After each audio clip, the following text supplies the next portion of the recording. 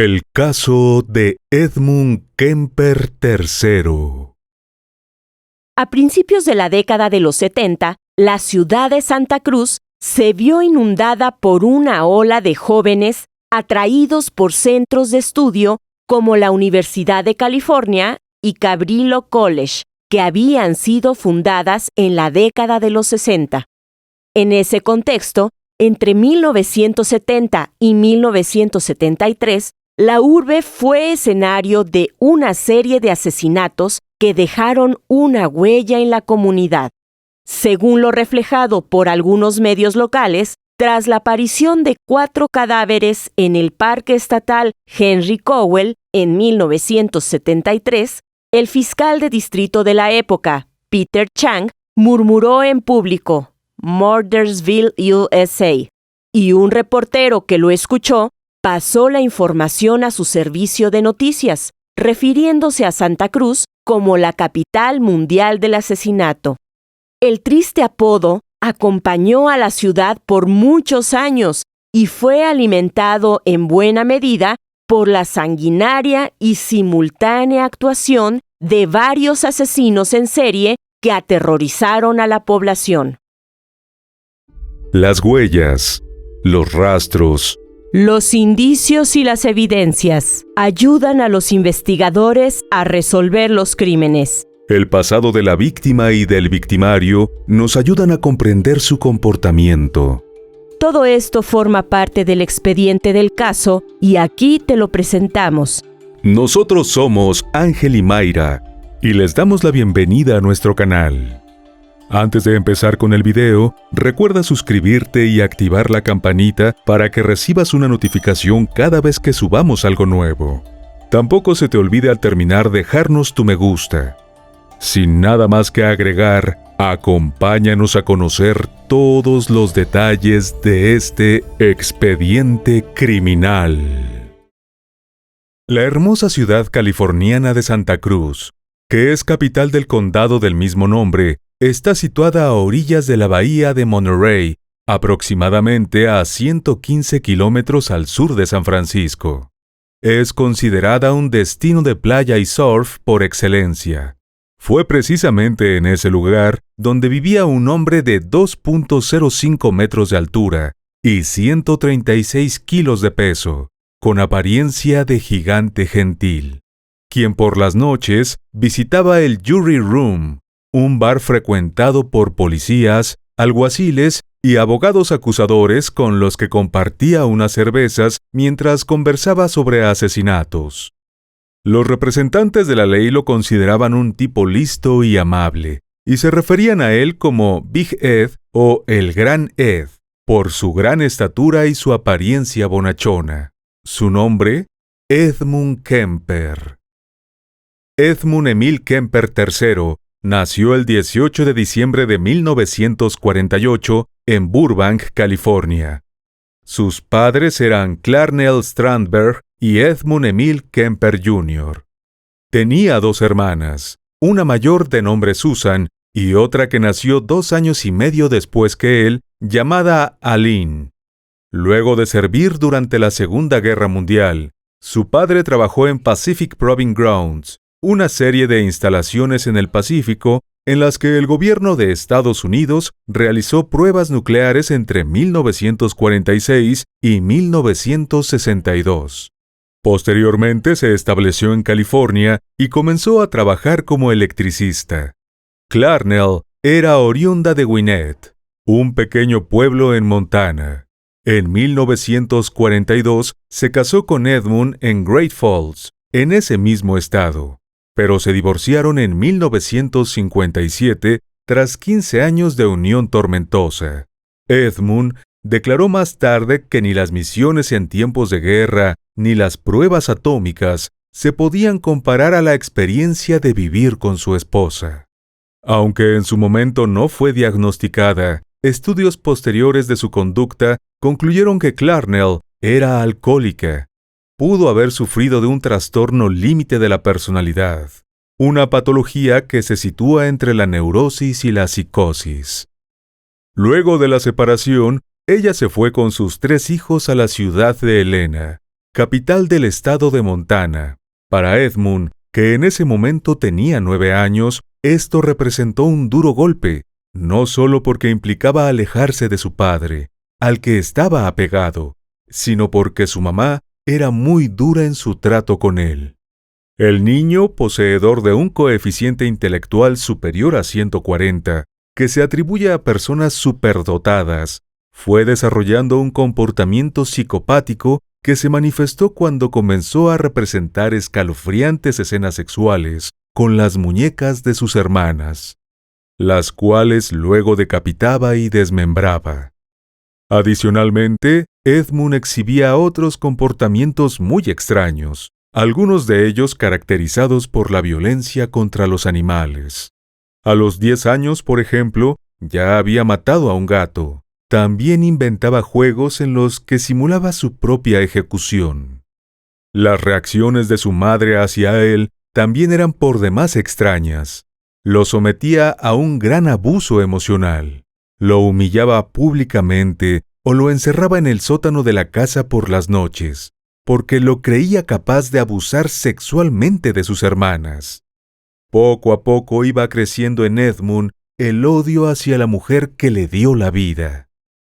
Al niño tampoco le iba bien en la escuela. Su comportamiento errático y distraído hizo que su madre, siguiendo la recomendación de los profesores de su hijo, lo llevara al psicólogo del centro educativo 2 veces por semana. Como resultado de la terapia, Edmund aprendió a cambiar su conducta. Así comenzó a mostrarse afable, calmado y amigable. Mientras en su interior, lentamente estaba emergiendo un monstruo que deseaba ver morir a las personas a su alrededor. En 1961, a los 13 años de edad, Edmund huyó del hogar materno para irse a vivir con su padre, quien se había mudado con su nueva familia a Van Nuys, California.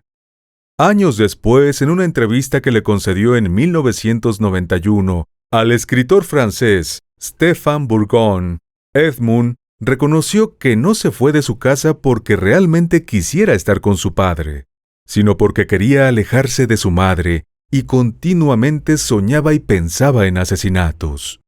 Al llegar a casa de su padre, el adolescente descubrió que tenía un hermanastro. Si bien al comienzo parecía que todo iba a funcionar bien, pronto comenzaron a generarse situaciones incómodas entre el joven y su madrastra. Entonces decidieron que ya no era posible que permaneciera con ellos por más tiempo. Sin embargo, tampoco podía volver a la casa materna. En los planes de Clarnell para ese momento no estaba recibir nuevamente a su hijo.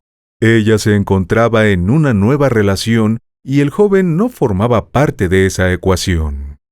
Edmund se sentía despreciado y rechazado por sus padres.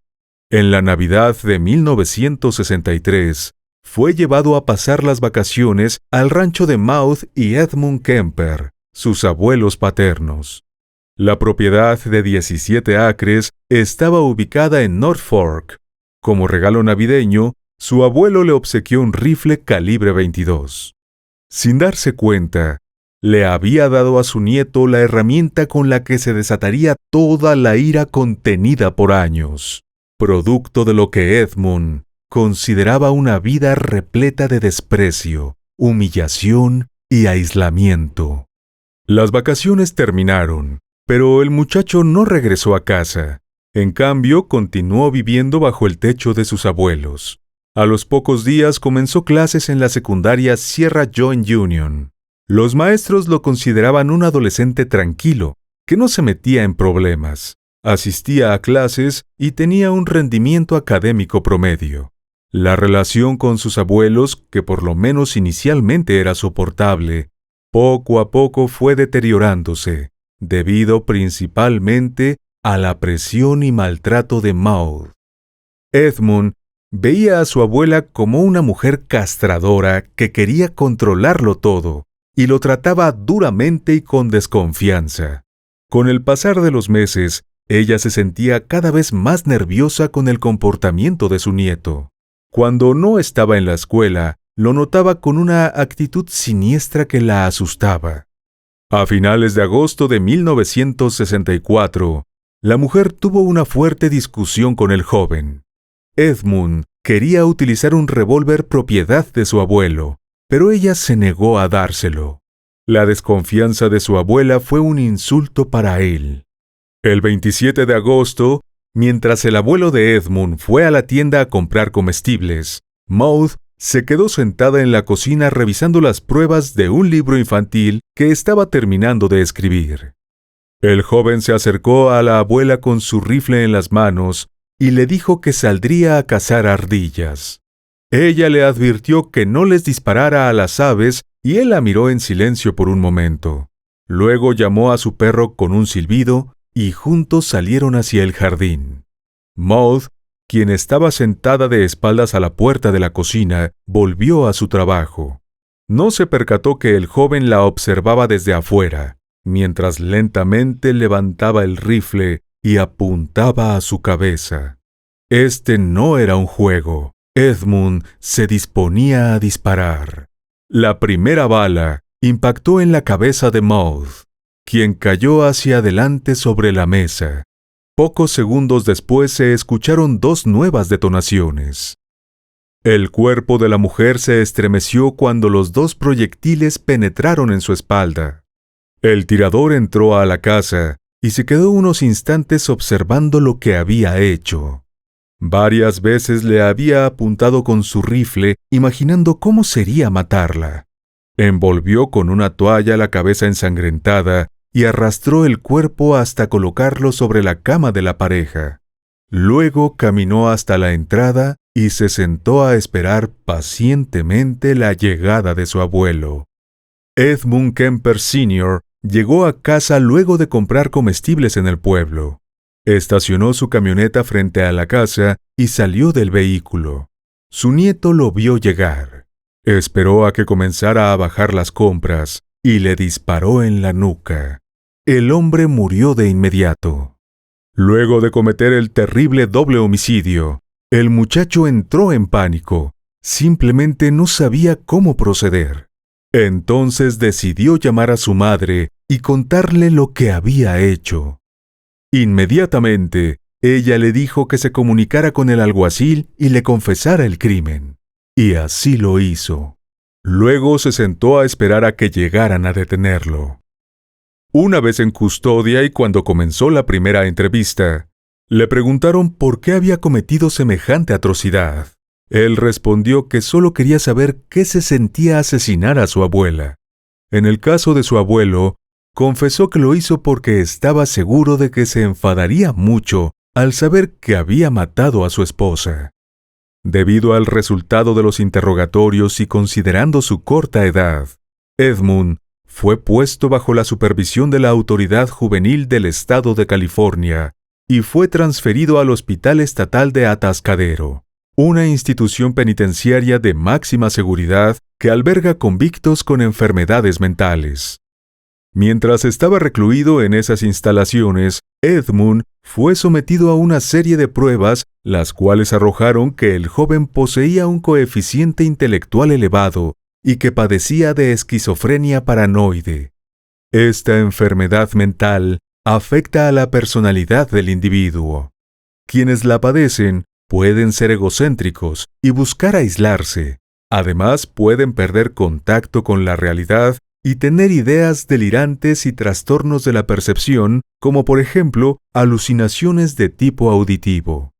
Durante su reclusión, Edmund demostró una actitud tranquila y sosegada y un comportamiento por demás correcto y educado.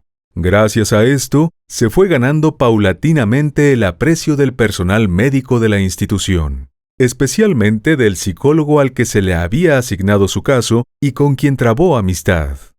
Al poco tiempo, se convirtió en una especie de asistente y se fue ganando la confianza del médico. Incluso tuvo acceso a las pruebas aplicadas a otros internos, lo que le permitió conocer cuáles eran las variables del comportamiento que las autoridades tomaban en cuenta para decidir si un sujeto era elegible para la libertad condicional. Llegado el momento, él mismo presentó una moción para acceder a dicho beneficio. la cual fue avalada por su médico. El Comité de Libertad Condicional que evaluó su solicitud no contaba con especialistas que pudieran objetarla, de modo que en 1969 el comité dictaminó que Edmund podía salir en libertad con supervisión de su madre, la persona a la que más odiaba en el mundo. Durante su estancia en Atascadero, el joven conoció a violadores seriales, a través de cuyas historias fue captando información sobre sus crímenes y sobre aquello que les funcionó y lo que no mientras los perpetraban. La prisión, lejos de ayudar a Edmund a superar sus problemas, le aportó conocimientos que pronto usaría contra sus propias víctimas. Mientras su hijo estuvo recluido, Clarnell había disfrutado de varios años de cierta tranquilidad. La mujer se casó por segunda vez, pero el matrimonio duró muy poco. Trabajaba en la Universidad de California en Santa Cruz en un puesto administrativo de relativa importancia, y se había convertido en un miembro querido y respetado de la comunidad universitaria. Una vez fuera del centro de reclusión, Edmund pasó por varios trabajos ocasionales hasta que obtuvo un empleo en el Departamento de Obras Públicas en la División de Carreteras del Estado de California.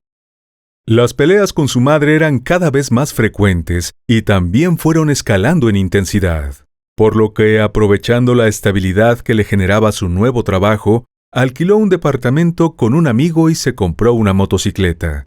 Edmund tuvo 2 accidentes mientras conducía el vehículo de 2 ruedas. En el segundo se fracturó el brazo y mientras el caso estaba por ir a juicio, llegó a un acuerdo extrajudicial. La suma de dinero que recibió le permitió comprar un automóvil, algo que le dio una independencia que lo acercaría cada vez más a una nueva etapa en su vida criminal. El Ford Galaxy 500 de 1969, de 2 puertas que adquirió, era muy similar a los que usaba la policía. Además, lo equipó con una radio de banda policial y una larga antena. Sin prisa, Edmund comenzó a fraguar su plan y a ganar experiencia para llevarlo a cabo. A bordo de su auto, rondaba institutos educativos y se ofrecía a llevar a muchachas jóvenes pequeñas y bonitas que hacían autostop.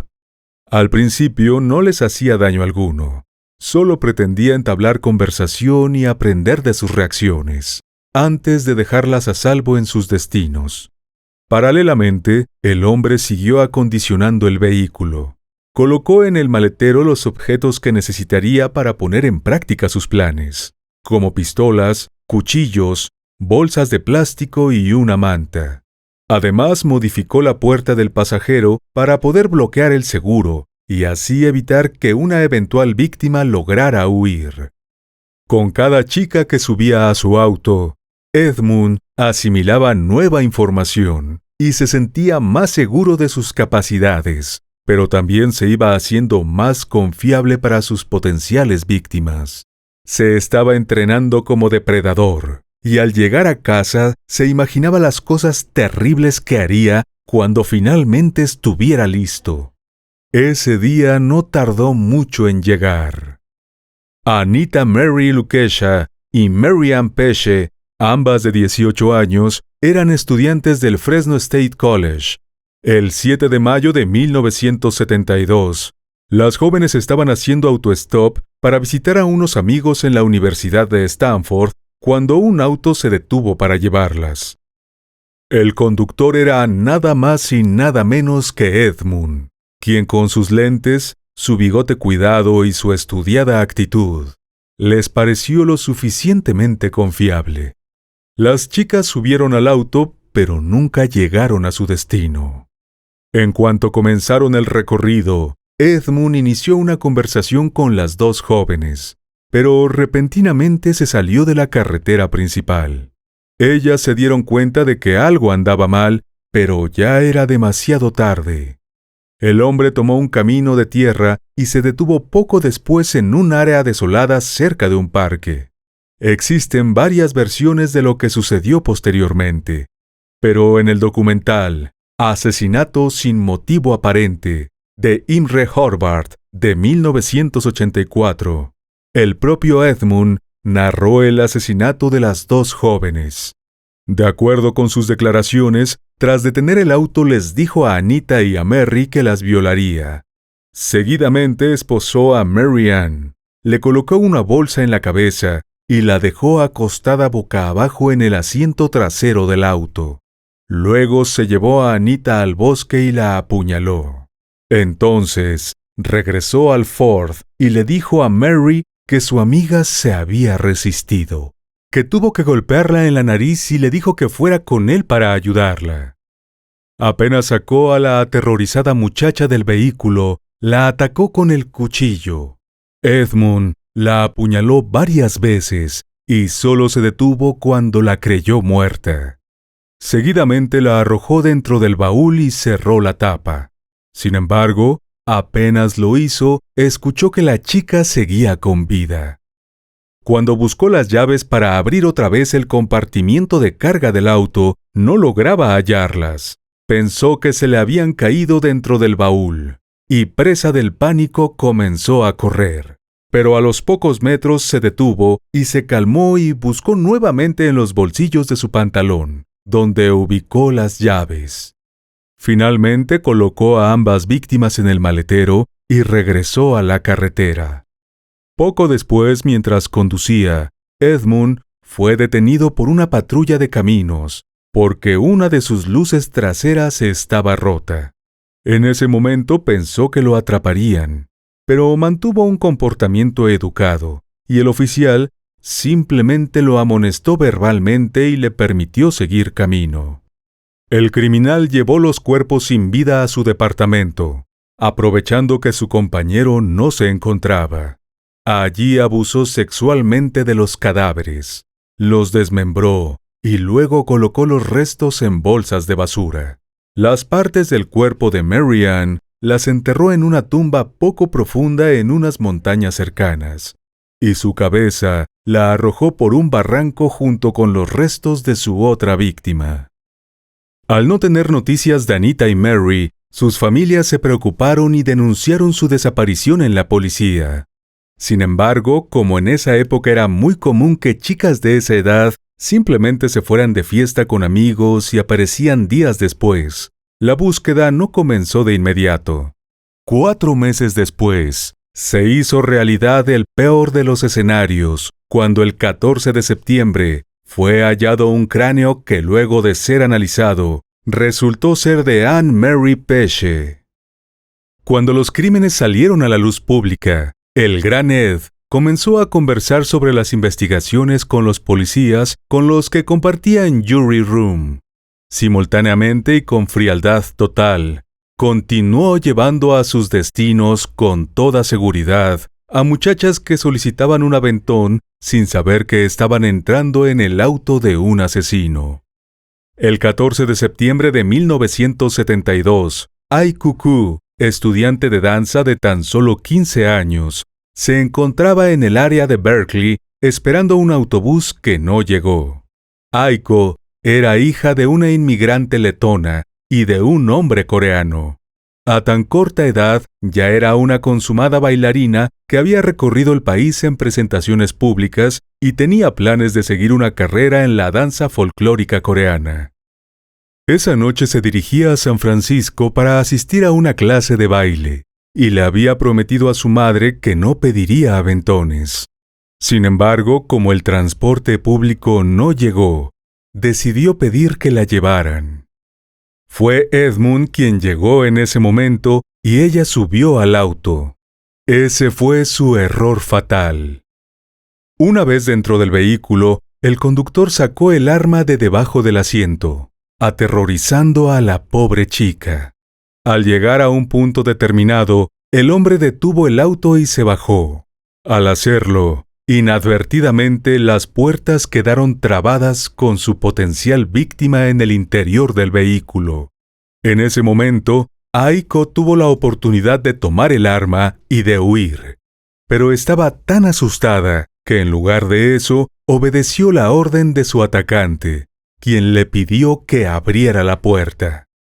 Edmund la violó y luego la estranguló. Posteriormente la llevó a la parte trasera del auto y la depositó en el baúl. Tomó unos tragos antes de llevarla a casa y hacer con el cuerpo lo mismo que con sus dos anteriores víctimas. Edmund encontró un lugar para enterrar la cabeza y las manos de Aiko sobre Boulder Creek. Allí permanecieron sin ser descubiertos hasta mayo de 1973. Al día siguiente del horrendo crimen de la bailarina, el asesino atendió un compromiso importante. Se presentó ante un panel de médicos psiquiatras encargados de evaluarlo y decidir si podía continuar con su libertad condicional. Luego de conversar con él y revisar su comportamiento en los últimos meses, los especialistas no encontraron razón alguna para considerarlo un peligro para los demás. De hecho, recomendaron el sellado de sus antecedentes. A pesar de que el juez no estaba de acuerdo con la recomendación de los psiquiatras, no tenía ningún argumento para proceder de forma distinta, por lo que terminó autorizando la certificación de buena salud mental. Edmund había recibido carta blanca para seguir matando. El 8 de enero de 1973, el asesino de colegialas fue por su siguiente víctima. Ese día, Cindy Scholl, una joven de 18 años, oriunda de San Mateo, que estudiaba en Cabrillo College para convertirse en maestra, estaba en una calle pidiendo que alguien la llevara, cuando el Ford Galaxy de Edmund se detuvo a su lado. Pensó que la suerte le había sonreído. Nada le hizo asumir que podía haber peligro en este joven que amablemente le ofreció llevarla a sus clases. Pero pocos minutos luego de entrar en el vehículo, Edmund sacó su pistola calibre 22 y se desvió hacia un paraje solitario en unas colinas a las afueras de la ciudad de Watsonville. Una vez en el lugar, detuvo el auto y obligó a la aterrada joven a subir al baúl. Entonces le disparó en la cabeza, se aseguró de que había muerto, cerró la tapa y se dirigió tranquilamente de regreso a la ciudad. Esta vez decidió hacer algo más osado. Llevó el cadáver a la casa de su madre, pues se estaba quedando nuevamente con ella. Al llegar, subió el cuerpo de Cindy hasta su habitación, y allí la tuvo toda la noche. Luego la llevó al baño, cuidadosamente retiró el proyectil de su cabeza y la descuartizó en la bañera. Enterró la cabeza en el patio trasero de la casa como una especie de macabra broma. El resto del cuerpo lo arrojó por un acantilado junto al mar. Pocos días después, la marea devolvió algunos restos a la playa y se logró una identificación positiva. El siguiente ataque llegó poco tiempo después del horrible crimen de Cindy. El 5 de febrero, el ya conocido como Coed Killer asesinó a Rosalind Thorpe y Allison Liu. Edmund vio a Rosalind y la recogió. Un poco más adelante, Allison también estaba pidiendo un aventón y se detuvo nuevamente. Al ver a la otra muchacha en el auto, Allison seguramente se sintió confiada y entró en el Ford. Un poco más tarde, Edmund asesinó a ambas muchachas y las colocó en el baúl. Llevó los cadáveres a casa de su madre donde los mutiló y cometió necrofilia con ellos.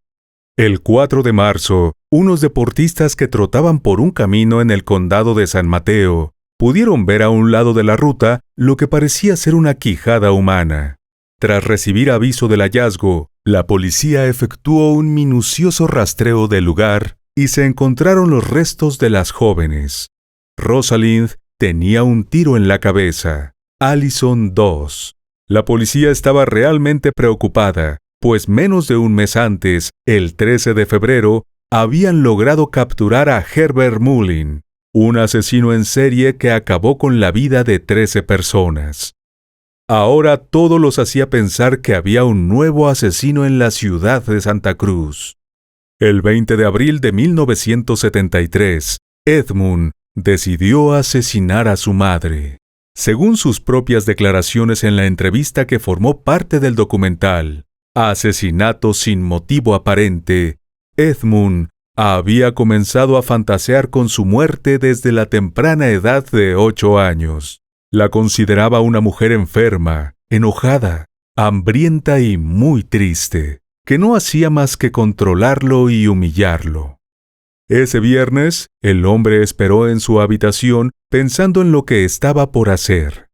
Su madre había ido a tomar unos tragos con amigos y él sabía que regresaría tarde. Edmund la escuchó entrar. Se notaba que había bebido en exceso. Esperó un poco y luego se levantó y se dirigió a su habitación. La encontró acostada leyendo un libro de bolsillo a los que era muy aficionada.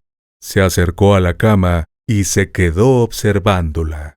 Ella levantó la mirada y le dijo que no quería hablar con él. Así comenzó una discusión, y en algún momento ella le reclamó que no había podido tener sexo durante 7 años por su culpa. El comentario fue la gota que derramó el vaso. Mientras ella continuó con su lectura, Edmund salió de la habitación. Bajó a la cocina y buscó un cuchillo. Se dirigió a la caja de herramientas y sacó un martillo. Luego esperó pacientemente a que su madre se durmiera. A las 5:30 de la madrugada del sábado 21 de abril, Edmund regresó a la recámara de Clarnell, quien dormía profundamente, y la atacó con violencia. La golpeó con un martillo y la apuñaló. Luego le cortó la cabeza, le arrancó la lengua y las cuerdas vocales, las arrojó al triturador de la cocina y abusó sexualmente del cadáver. Pensando en lo que acababa de hacer, Edmund supuso que cuando se notara la desaparición de su madre, la familia y autoridades lo señalarían. De modo que decidió asesinar a la mejor amiga de Clarnell, Sarah Taylor Hallett, conocida como Sally. Pensó que si ambas desaparecían, las autoridades supondrían que podían estar juntas en algún lugar. Con esta idea en mente, Edmund llamó a Sally para invitarla a cenar y ver una película en casa. Le dijo que era una cena sorpresa para su madre y la mujer aceptó. Cuando llegó al departamento, Edmund la recibió golpeándola con violencia para luego estrangularla, primero con sus manos y luego con la bufanda que había obtenido como trofeo de otra de sus víctimas, Aiko Koo.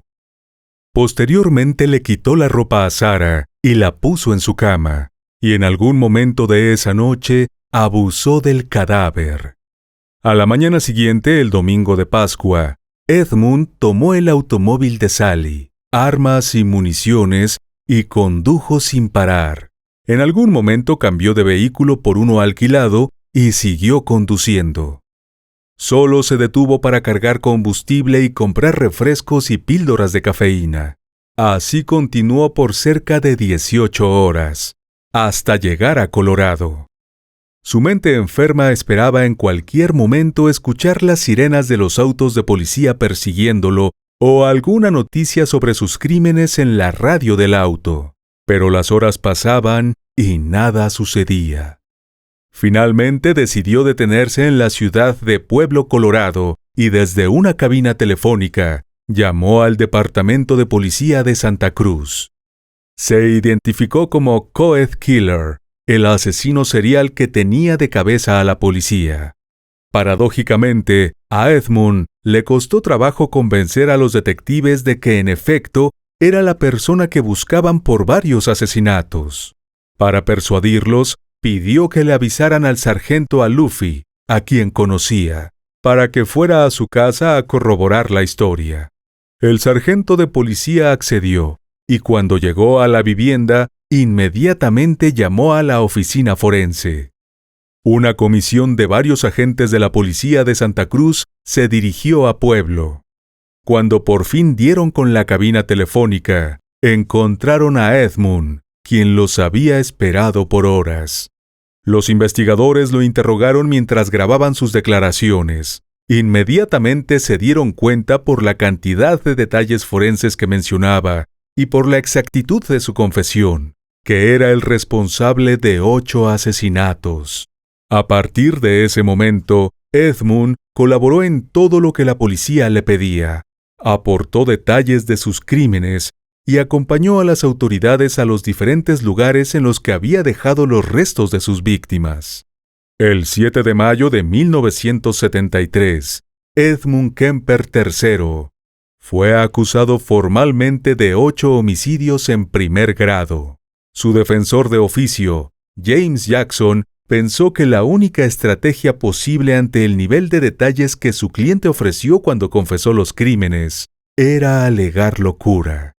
Sin embargo, el comportamiento de Edmund y la precisión de la información que compartió con las autoridades sobre los asesinatos hacían literalmente imposible una defensa basada en su salud mental.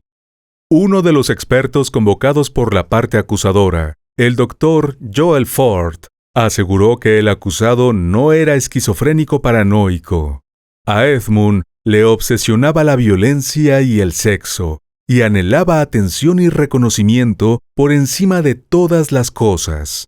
Ford advirtió a los miembros del jurado de que si Edmund llegaba a ser liberado algún día, mataría de nuevo. Por otra parte, los psiquiatras designados por el tribunal que testificaron para la parte acusadora declararon que, si bien en su opinión, Edmund sufría de un trastorno de personalidad, no podía considerarse loco según los estándares legales del estado de California. Al jurado solo le tomó 6 horas deliberar y declarar que el acusado era perfectamente cuerdo por lo que era culpable de los crímenes. El 8 de noviembre de 1973, Edmund fue condenado a 8 cadenas perpetuas. A pesar de que el propio asesino solicitó se le castigara con la muerte, para la fecha en que se dictó la sentencia, dicha pena se encontraba suspendida en California, razón por la cual no se consideró como alternativa. Desde su condena, Kemper ha optado varias veces a la libertad condicional. En 2007, en una de esas ocasiones, la Fiscalía manifestó que debido a la enormidad de sus crímenes, no les importaba cuán prisionero modelo era Edmund. Sin embargo, en el año 2024, el prisionero es nuevamente elegible para la libertad condicional. En la actualidad, Edmund Emil Kemper III, con 73 años, sigue cumpliendo condena en una prisión hospital en Vacaville y ha demostrado un comportamiento ejemplar. El convicto dijo haber encontrado a Cristo luego de todos estos años de confinamiento y se unió a grupos de estudios de la Biblia y a un proyecto de voluntarios de Vacaville para ayudar a personas invidentes. El programa consiste en la realización de actividades como la reparación de máquinas de escribir en braille, transcripciones de libros o la grabación de audiolibros. Por su agradable tono al leer y su excelente dicción, el famoso asesino grabó varios libros, entre los que se encuentra Star Wars. El reo expresó su satisfacción y orgullo por participar en dicho proyecto, a través del cual pudo hacer algo de provecho por otras personas. Según una publicación de Los Angeles Times de 1987, pasó más de 5,000 horas realizando cientos de grabaciones, pero tuvo que retirarse tras sufrir un derrame cerebral y ser declarado discapacitado. Edmund Kemper ha llegado a formar parte de la cultura popular, especialmente en Estados Unidos. Lo bizarro de sus crímenes, su intimidante estatura, la gran cantidad de entrevistas que dio para diferentes medios de comunicación, incluyendo una transmisión satelital desde la penitenciaría, lo convirtieron en un ser mediático.